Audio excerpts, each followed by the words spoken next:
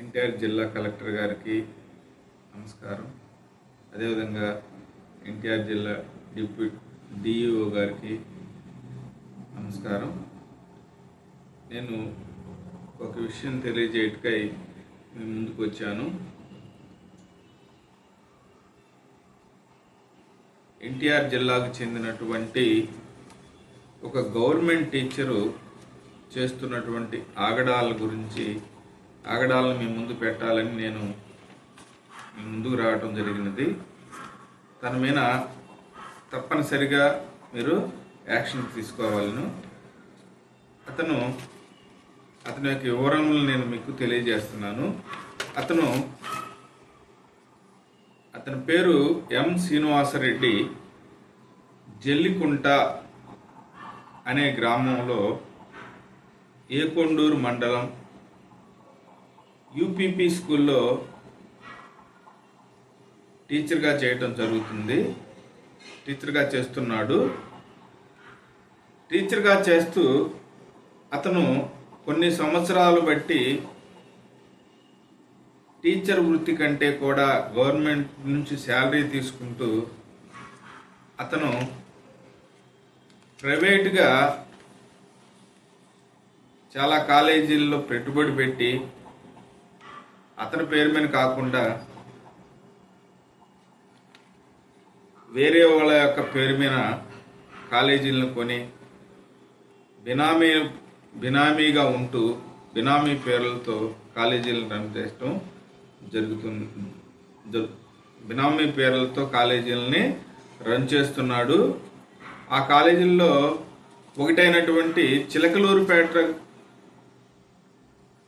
పల్నాడు జిల్లా చిలకలూరుపేటకు చెందినటువంటి సాయి శ్రీనివాస ఎడ్యుకేషనల్ సొసైటీలో ఉన్నటువంటి సాయి శ్రీనివాస డిఎల్ఈడి కాలేజీని, టీచర్ ట్రైనింగ్ కాలేజీని లో కూడా ఇతను ఒక పార్ట్నర్. కానీ కాలేజీ పేరులో బినామీ పేరుతో ఉంటుంది. అంతేకాకుండా తిరువూరులో సత్య డిఏడి కాలేజ్ అండ్ బిఏడి కాలేజీని ఇతనే రన్ చేస్తున్నాడు. అదేవిధంగా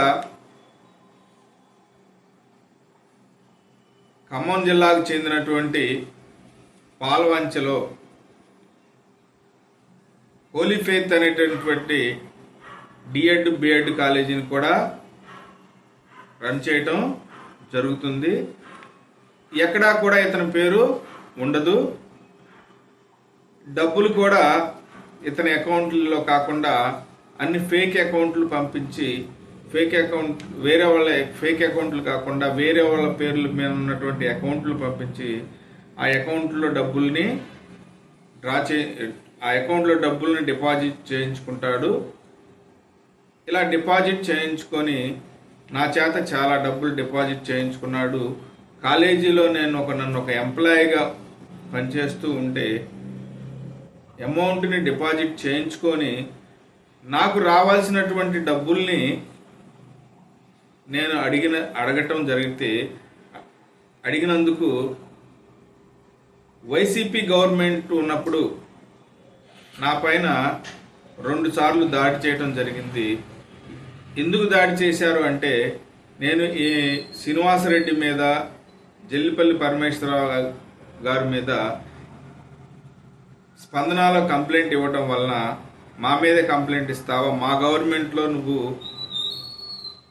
మేము రెడ్డీస్మి, మా గవర్నమెంట్లో నువ్వు కంప్లైంట్ ఇస్తావా అని నా మీద 2 సార్లు దాడి చేయడం జరిగింది. నేను పోలీస్ స్టేషన్కి వెళ్ళి కంప్లైంట్ ఇచ్చినా కూడా కంప్లైంట్ తీసుకోకుండా ఆపించేశారు. ఒకసారి కారు అద్దాలు కూడా పగలగొట్టడం జరిగింది. కావున కలెక్టర్ గారు, డిఓ గారు నేను చెప్పినటువంటి విషయాల మీద ఎంక్వైరీ చేసి నేను చెప్పింది అబద్ధం అయితే నేను ఎలాంటి శిక్షను అనుభవించడానికైనా నేను సిద్ధంగా ఉన్నాను.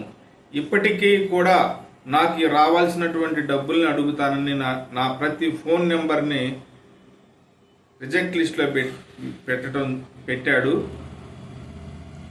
ఫోన్ నెంబర్ రిజెక్ట్ లిస్ట్లో పెట్టడమే కాకుండా ఇతని యొక్క మనస్తత్వం ఎలాంటిదంటే, ఫేక్ ఎఫ్డీలని సాధారణంగా ఏ కాలేజీ పెట్టాలన్నా కూడా ఎఫ్డీస్ అనేవి కంపల్సరీగా ఉండాలి.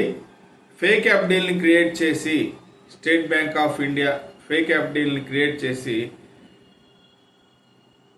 గుంటూరు చుట్టుగుంట బ్రాంచ్ పేరు మీద ఫేక్ ఎఫ్డీలని తయారు చేసి, నీకు రావాల్సిన డబ్బుల్ని ఆ ఎఫ్డీల్లో ఇస్తున్నాను, నీకు ఆ ఎఫ్డీల్లో ఉన్నాయి తీసుకోమని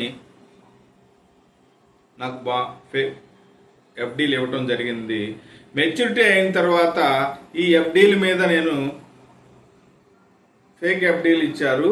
ఈ ఎఫ్డీలు నేను మెచ్యూరిటీ టయానికి వెళ్ళి బ్యాంకులో డిపాజిట్ చేసినప్పుడు ఈ ఫేక్ ఎఫ్డీలని తేలటం వలన నేను పోలీస్ కంప్లైంట్ ఇచ్చినా కూడా వైసీపీ గవర్నమెంట్ ఉందని తన యొక్క పలుకుబడితో, నేను వెనుకబడి నాలుగు చెందినటువంటి వ్యక్తిని, బీసీ వర్గానికి చెందినటువంటి వ్యక్తిని అవటం వల్ల నా మీద నన్ను అనేక విధాలుగా ఇబ్బంది పెట్టి 100 రూపాయల స్టాంప్ మీద నా సంతకాన్ని ఫోర్జరీ చేసి,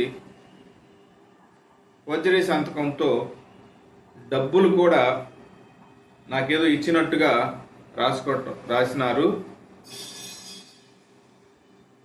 దీని మీద కనుక తగిన యాక్షన్ తీసుకోకపోతే నేను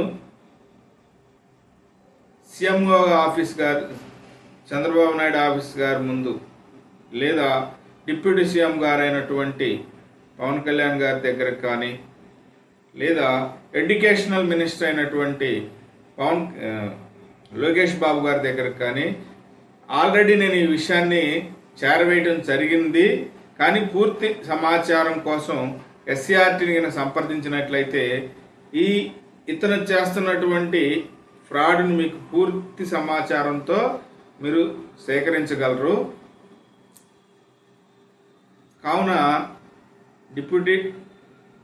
కావున ఎన్టీఆర్ జిల్లాకు చెందినటువంటి డిఓ గారు,